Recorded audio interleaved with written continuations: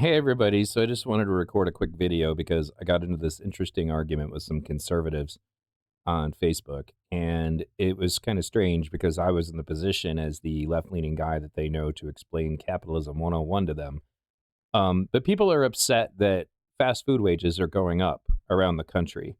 And they're upset that, people are going to get paid that much to do that job.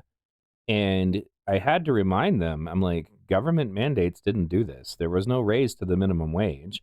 Conservatives are always telling us that we don't need a minimum wage because market forces will make the raises, the wages go up. Well, that's what happened. That's what's going on. Nobody wants to work for these companies anymore. And sometimes they'll say things like, "Well, people just don't want to work." I'm like, "What do you think is going on? Where do you think these people went? We haven't had COVID unemployment for like 3 years." The only thing that COVID unemployment might have done to contribute to this issue, and I call it an issue because it's not a problem, is it gave some people a life raft to be able to pull their head above water long enough to go, well, fuck this, I'm out. You know, these companies over the past, 20 or so years have done a lot to alienate the few adults that would work at these places. And that's another thing I would point out to the people who keep saying, well, these jobs are just meant for kids. I'm like, well, unless you want McDonald's not to be open every day between 8 a.m. and 3 p.m. when the entire workforce is at school, I don't think that's actually how it works. The people have a lot of weird ideas about this. But anyway, the adult workforce that was willing to work in places like this is something that has to be fought over by these employers. This is basic capitalism 101. If you want workers, you're not entitled to them. You have to make your working conditions and wages competitive. And if you don't do that, then nobody's going to come work for you. And I think, like I said earlier, some of it is just leftovers from people thinking about the pandemic unemployment, but that's not going on anymore. It hasn't been.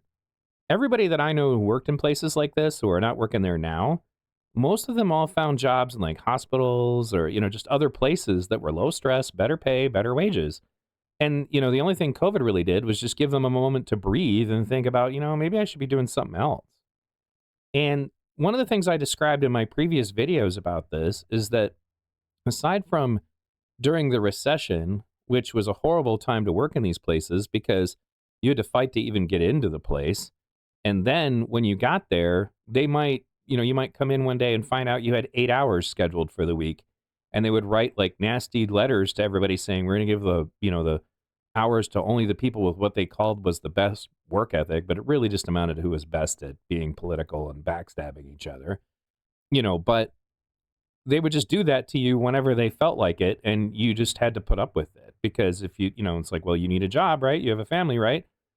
And so as soon as that recession ended, a lot of my friends who were adults and responsible workers were like, well, fine, fuck this, I'm out. They went and found better jobs. So then COVID happens, and there's a different issue. They alienated the workforce because people just kind of got an up close and personal look at just how little these people actually care. And that was in the form that initially, when we thought COVID was going to kill a lot of people, they wouldn't let us wear protective gear. They basically did the calculus that they didn't want to scare away customers by us wearing masks or gloves or whatever. So they were just trying to figure out how many of us they were willing to kill to continue to sell burgers. Then they made the decision later to cut our hours, frequently with no warning. You would just be told to go home. And the decision on who got hours and who didn't was, again, always political.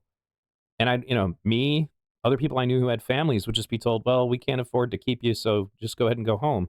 Usually they try to lie and manipulate you like, well, you should go home and make sure your family is safe and all this other shit. When nobody was buying that. So these companies made these decisions, and that was the other part about it was that then they realized that in some of these states, we qualified for underemployment because they were doing that, which would also make us, eligible for all of the extra unemployment money that the COVID policies, awarded. So rather than letting us do that, they scrambled to give us only enough hours. Like I literally overheard the conversation between corporate and our scheduling manager where they explained to them to be sure we had just enough hours to make sure we would not qualify for underemployment. So that was not going to be enough money to pay our rent and pay our bills. and they were going to prevent us from making sure from getting any help. Again, they made the calculus that their bottom line is more important than our lives. And okay, well, that's ruthless capitalism. Okay, that's their right. Well, we also have the right to say, okay, well, the moment I don't need to work here, I am never coming back. And that's what happened. This is capitalism. There was no federal mandate to make this happen as far as what's going on right now. We didn't raise the minimum wage. The demand for people to work in that job has gone up, and so has the price. That's, again, just capitalism 101, supply and demand. So you shouldn't be angry at people, especially poor people. And that's the part that I get that's just really annoying me right now, because the people are falling for the visionary tactics of keeping the poor and the middle class that are struggling fighting each other rather than looking up, which is where they should be looking at the people who did the calculus of how many people they would kill to continue to sell burgers or to continue to sell video games at GameStop, etc. Those are the people you should be mad at, and not the people who are just saying, I'm not working for them again. That's the other weird thing about this whole conversation is, like, as I kept reading, it's like, you guys are pissed that your burger prices are going up, and you think it's a character flaw on the part of the people who don't want to work for them anymore. Do you want to work for them? Why don't you go work at the burger place so burger prices go down? Well, of course they're not going to do that, right? We don't want to work for them either. Why should we have to do that? It's like they want to live in a society where they're entitled to a subset of the populace who will go work for substandard wages with managers that are shitheads to you so that you can have cheaper burgers. That's not how it works. And again, this isn't communism or socialism. This is just basic capitalism. The business model that a lot of these places operated under was dependent on a workforce that was desperate enough to work there. Those are the kinds of adults that would take these jobs. So anyway, I'm going to go ahead and show you, because I had done a couple of videos that were relevant to this, and one of them was a stream that actually got censored by YouTube.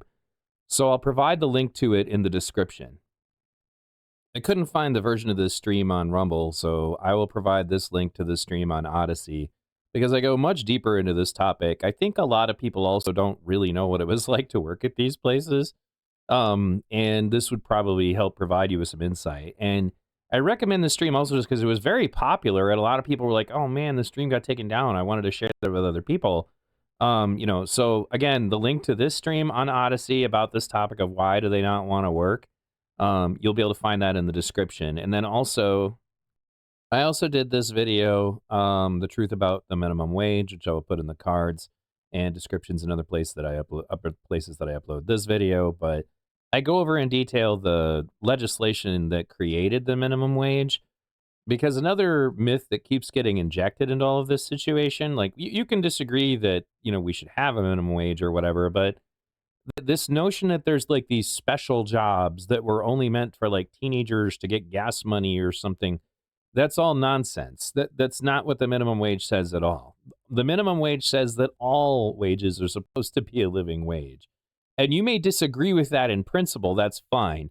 But it's a myth to suggest that there are supposed to be these jobs that are special jobs that are not meant to be careers, and that people will work for some reason and expect to not be able to actually survive on the wage that they're getting.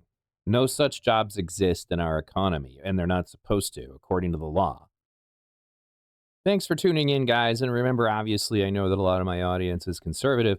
I'm just trying to clear up some misconceptions, and I don't expect you to suddenly change your voting habits or something. It's important that people really get a grasp on this, because it goes back to something I said in my video that was about it's called Right Conservative, a Warning from the Soviet Era.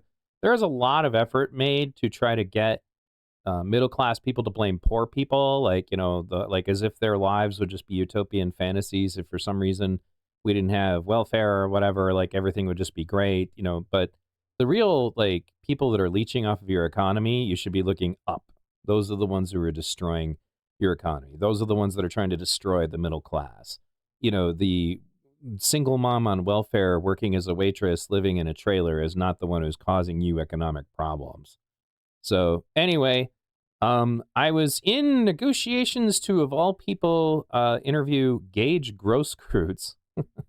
I'll let you guys know if that's actually going to happen. I don't know. He kind of stepped away from it, so I don't know if he's going to go through with it or not. But that would have been interesting. I'll give him a fair shake. You know, he said he wanted to talk to me and Johnny Walker Dread, and he did reveal some pretty interesting stuff that went on between him and Binger. I guess I'll let you guys know when that's coming up. But anyway, please consider checking out that stream. I'm going to link in the description, and obviously the videos that are linked to this topic.